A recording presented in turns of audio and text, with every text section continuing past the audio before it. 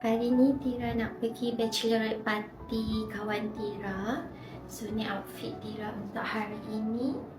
Pink, macam cream yellow macam tu. Kawan Tira yang nak kahwin tu dia pakai colour pink. So kita orang ni akan pakai colour macam kuning ataupun cream. Tira tak ada baju yang colour kuning. So Tira pakai baju yang macam cream kekuningan.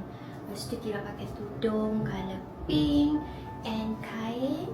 Dan macam ni, kita jumpa korang dekat kedai makan.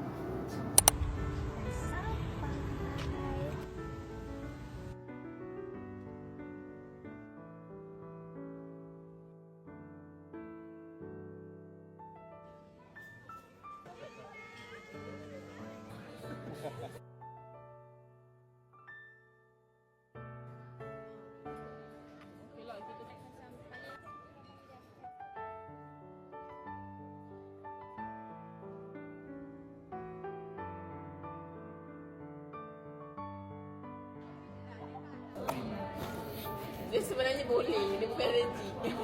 Ya, betul. Siapa yang allergic? Enggak ada.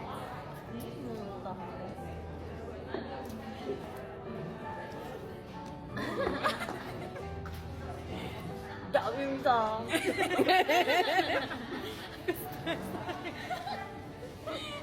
Jangan menyesal dia lah.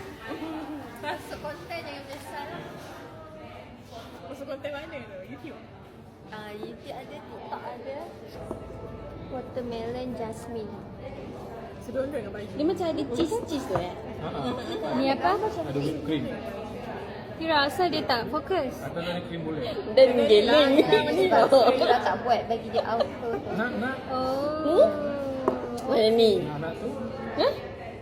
Kami sih. Nak ni. Bagi sikit. Stres lah.